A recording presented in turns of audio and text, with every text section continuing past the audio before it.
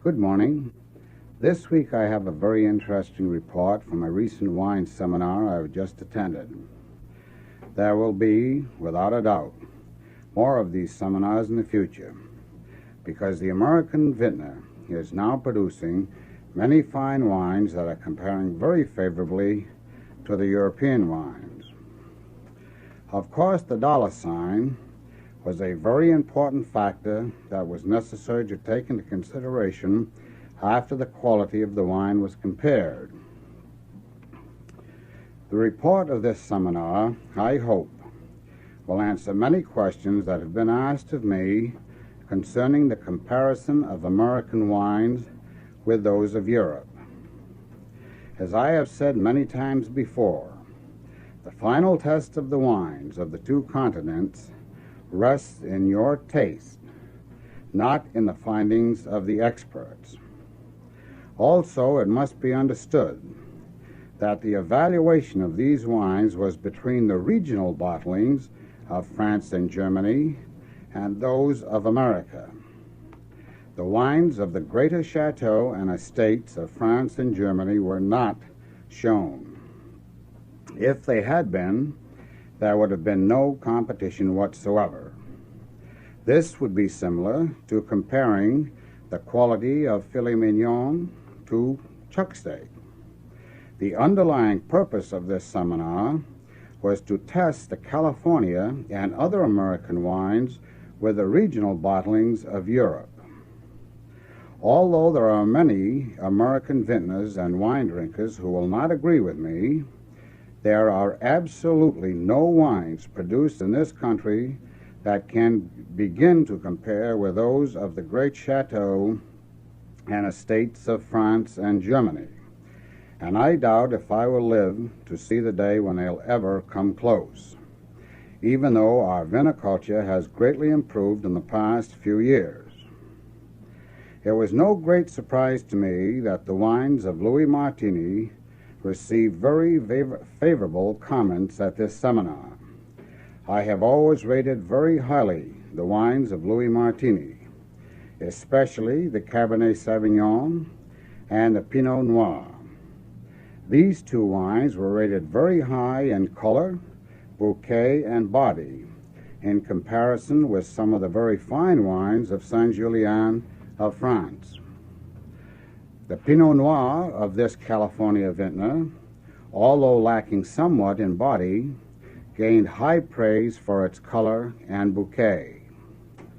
According to the rating received last week from many of the French experts, the wines of Louis Martini can certainly be classed as premium wines of California. The Johannesburg Riesling of Charles Krug was outstanding compared to many German wines. This wine is one that Charles Krug Winery is most famous for, and I must say he has achieved marked success in its production. The wines of California that surprised many people were those of the Gallo Winery. The relatively new hearty Burgundy of Gallo gained great prominence in comparison with the regional Macon of Burgundy. The body of this wine was quickly recognized by the experts. Its fullness amazed them. Its color was superb, and it had a fine nose. Of course, the feature that should interest the consumer, which many times is ignored by the wine taster, is the price difference. It was expected by many of us in the industry that the wines of Louis Martini, Charles Krug, and Paul Masson would show themselves very well in comparison with the French and German selection.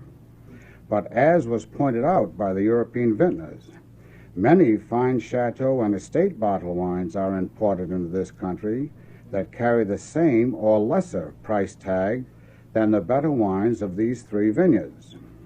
But in the case of the Gallo wines mentioned, the price is less than half that of Martini, Krug, and Masson. Therefore, in this case, the price tag cannot be completely ignored. As a matter of fact, it is quite an important factor. Another fine showing was that of the Paul Masson Sparkling Burgundy. This I had the privilege of tasting against a French sparkling Burgundy, and certainly the French produce a much finer sparkling Burgundy than the one they placed against the one of Maison. One taster referred to the French Burgundy as a weak strawberry soda, and I must agree. The French wine was very thin, the color was extremely poor, and it really had nothing to offer. The Maison Burgundy waltzed in by a city block over the French in this case. I believe that the fine showing of the American wines at this seminar is due to the fact that not only have the techniques of viniculture improved greatly in this country, but that the American vintner has come to realize that quality and quantity do not go hand in hand. Also, there is no substitute for the painstaking method of producing fine wines. One case in point, the Almaden vineyards have gone entirely to the use of the Pinot Chardonnay grape in making their white Burgundy. This is a very difficult grape to raise and has a very low yield per acre, but by far produces the best white Burgundy.